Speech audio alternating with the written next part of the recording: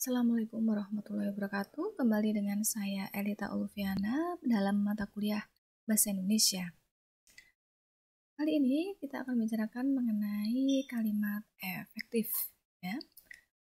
Syarat dari kalimat efektif itu yang pertama, secara tepat itu dapat mewakili gagasan atau perasaan pembicara atau penulis.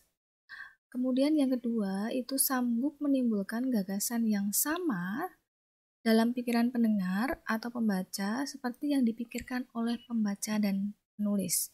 Jadi di dalam kalimat efektif itu mewakili satu gagasan, kemudian gagasan itu harus sama antara penulis dan pembaca. Gitu.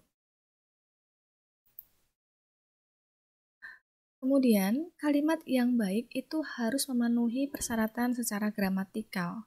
Jadi artinya kalimat tersebut itu harus disusun berdasarkan kaidah-kaidah yang berlaku yang berkaitan dengan adanya unsur-unsur penting yang harus ada di dalam kalimat.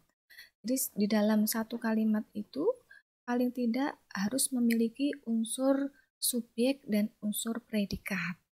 Kemudian patuhi di dalam aturan-aturan melalui ejaan yang dapat dilihat di dalam pedoman umum ejaan bahasa Indonesia. Kemudian cara-cara memilih kata dalam kalimat atau berdasarkan diksi. Nah, di dalam kalimat efektif itu adanya kesepadanan, kesejajaran, ketegasan, kehematan, kecermatan, kepaduan, dan adanya kelogisan.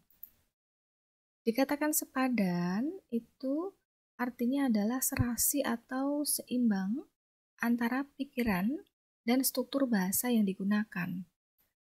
Kemudian pada umumnya di dalam sebuah kalimat itu terdapat satu ide atau gagasan yang akan disampaikan. Ciri-ciri sepadan dalam sebuah kalimat ya itu harus adanya kejelasan antara subjek dan predikat itu. Jadi di dalam pembuatan kalimat itu harus menghindari penggunaan kata pada awal kalimat ya, dihindari kata di, dalam, bagi, untuk, pada, sebagai, mengenai, dan sebagainya. Nah, ini dihindari. Jadi, dalam pembuatan kalimat, pada awal kalimat itu dihindari kata-kata yang saya sebutkan ini. Dilakukan untuk apa? Agar subjeknya lebih jelas. Kemudian tidak terdapat subjek ganda. Ya. Jadi, misalnya pada kalimat 6, penyusunan laporan itu saya dibantu oleh para dosen. Nah, ini ada subjek ganda di sini. Bagaimana agar tidak ganda? Di dalam penyusunan itu, ya, ini diberikan tanda koma untuk fungsinya sebagai keterangan, ya, sehingga kalimatnya menjadi 6A. Dalam penyusunan itu, saya dibantu oleh para dosen. Ketepatan penggunaan kata hubung atau konjungsi, nah ini harus diperhatikan. Dalam kalimat itu harus ada konjungsinya.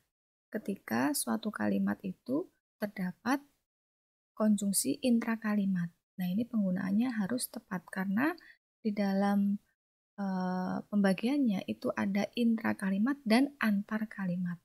Kalau intrakalimat itu konjungsinya berada di dalam kalimat, kalau antar kalimat itu konjungsinya berada pada dua kalimat.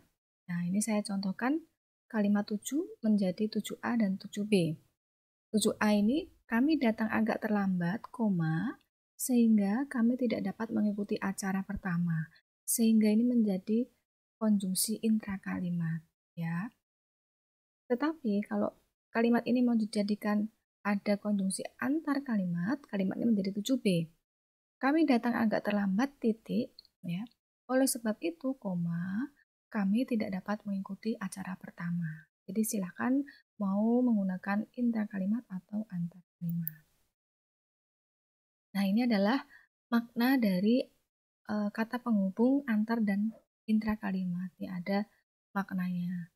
Jadi silakan memilih penghubung antar atau intakalimat dengan makna yang dibutuhkan di dalam kalimat yang akan kalian buat, ya.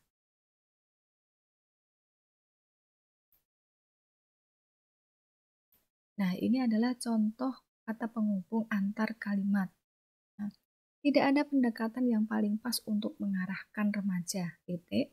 Akan tetapi, koma, pendekatan hati yang dilakukan orang tua bisa mencapai hasil yang gitu ya. Nah, ini contoh penghubung intrakalimat. Nah,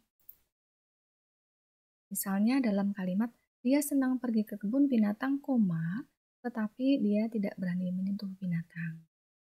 Aku tidak suka menari, koma, melainkan lebih suka menyanyi. Gitu ya, cara menggunakan konjungsi intrakalimat. Sekarang kepada predikat ya. Predikat di dalam kalimat itu tidak didahului oleh kata yang.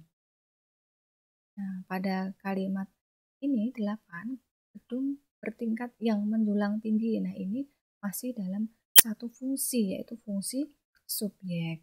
Agar predikatnya jelas, perhatikan kalimat 8a.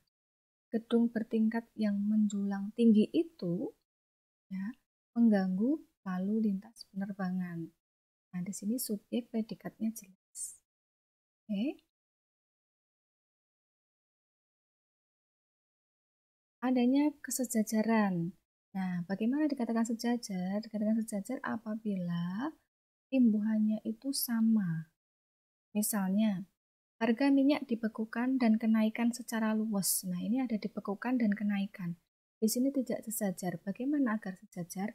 Kenaikan ini diganti dengan imbuhan di dan an. Misalnya, harga minyak dibekukan dan dinaikkan secara luas. Nah, ini bisa dikatakan sejajar. Bagaimana untuk kalimat 10a? Nah, ini dilihat. Oh, di sini ada memasang. Nah, ini bisa diganti pemasangan. Ya. Tuh. Adanya ketegasan. Nah, ini jadi dalam suatu kalimat itu harus menonjolkan ide pokok di dalam kalimat. Kalimat 11 ini ide pokoknya belum jelas ya. Kami berharap pada kesempatan ini kita dapat membicarakan soal ini lagi. Nah, ini kan ide pokoknya mengenai harapan ya. Jadi langsung kalimatnya menjadi harapan kami adalah agar soal ini dapat kita bicarakan lagi pada kesempatan lain. Adanya kehematan. Nah, misalnya pada kalimat 12 ini ya, mahasiswa serentak diam setelah mereka mengetahui dosen bahasa Indonesia memasuki ruangan. Nah, ini ada mahasiswa, ada kata tunjuk ya, mereka. Nah, ini pembaziran ya. Nah, agar hemat bagaimana? Kata mereka dihapus menjadi kalimat 12a. Mahasiswa serentak diam setelah mengetahui dosen bahasa Indonesia memasuki ruangan. Itu.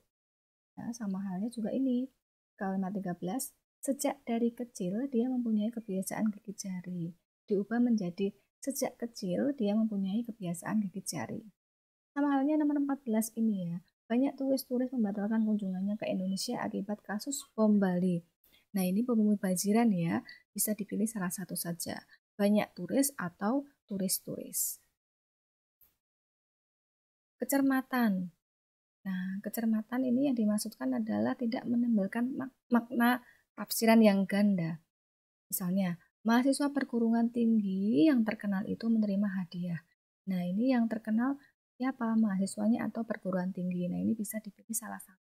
Mahasiswa yang terkenal itu menerima hadiah atau perguruan tinggi yang terkenal itu menerima hadiah.